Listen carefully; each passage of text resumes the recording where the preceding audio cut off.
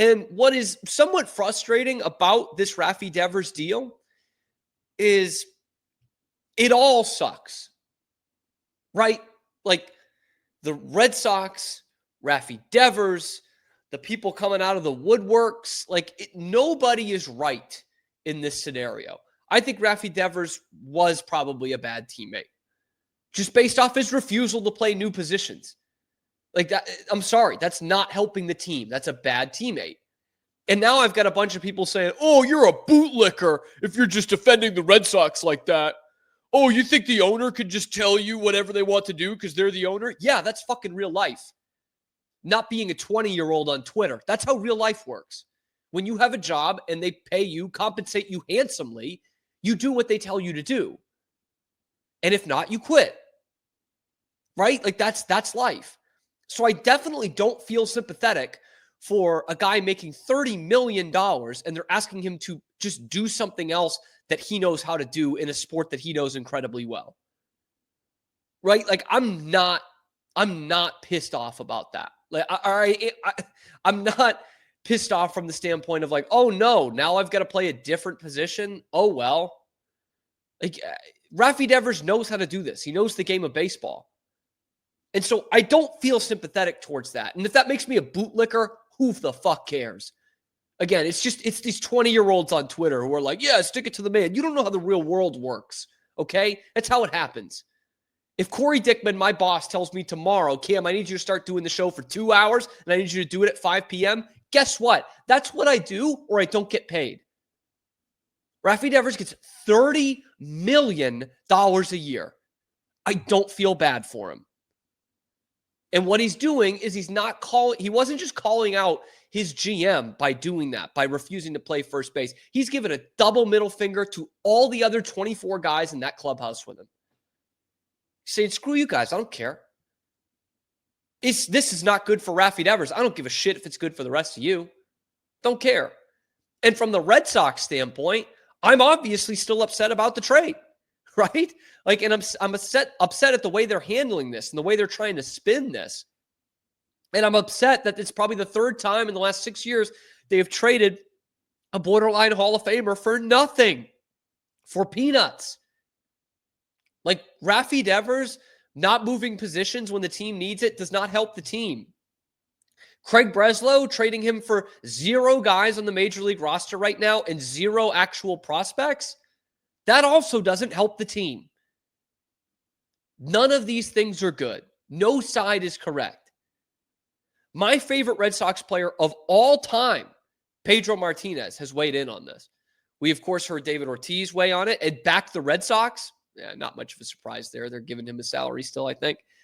And Pedro Martinez weighed in on it on TBS before the Dodgers-Padres game last night. And I'm trying to find someone to blame. A lot of Red Sox fans are trying to find someone to blame. Pedro, I guess, found someone? Initially, when you heard it, Pedro?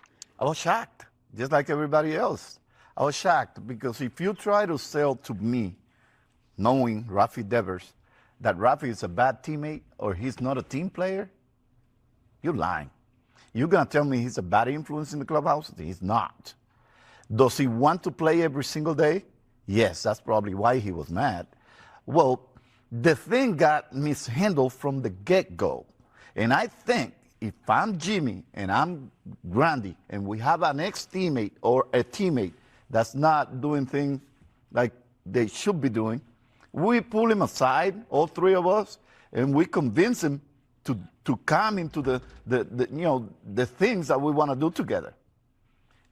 This should have been in the hands of baseball people, not front office people, not leaking it to the media, not having a back and forth between the media and Alex and Sam Kennedy and Breslow. Right. So I think it should have been handled by baseball people, Pedroia, Big Papi. Yeah. Just as we've all thought since this Devers trade went down, it's Dustin Pedroia's fault. It's David Ortiz's fault. I love Pedro, man. What the fuck are you talking about? What are you talking about? Who are the baseball people you're talking about, if not the general manager who runs the baseball team? Right? Doesn't even mention the manager there. Is that who you're trying to talk about? I don't understand who's a baseball person and who's not. What does Dustin Pedroia and David Ortiz have to do with any of this? They haven't played for the team in 10 years. What is this? What was that? I don't know what that was. And clearly nobody else on the TBS panel knew what that was. They were like, yeah, sure, Pedro. I do accept his opinion as someone who is obviously a Red Sox icon, but it's not affiliated directly with the team anymore like David Ortiz still is. And he's out there saying, I don't buy it. I at least respect that opinion. I do buy it. I do buy that Raffy Devers is a bad teammate. And again, I would use an example of like Pedro would go to the bullpen if his team needed him to. I absolutely believe he did. He did that in a do or die playoff game and pitched one of the best games of his life in 1999. So I do know that he would do that. And I look at some of the other superstars around this league, some who have played for the Red Sox, right? Mookie Betts. Because that game that they were doing a pregame show for, I watched it last night. Mookie Betts was playing shortstop for the Los Angeles Dodgers, man. He won the Platinum Glove as a right fielder with the Red Sox. He had only played outfield in his major league career. And there he is in the middle of the infield. Not for the first time with the Dodgers because they needed him to do that. Raffy Devers didn't want to do that. Raffy Devers said, I do not want to help the team out by playing a different position. I just want to sit here and I want to hit, which is, of course, in direct contradiction to what he wanted to do before the season. I said this on the show in spring training when he was bitching about not moving off of third base. It was a terrible look to do it to the media, like Alex Bregman's first day with the team, put Bregman in a hell of a position and put the rest of his teammates in a hell of a position. This is the face of their franchise who's openly telling the media he doesn't want to do the best thing for the team. He wants to do the best thing for Rafael Devers.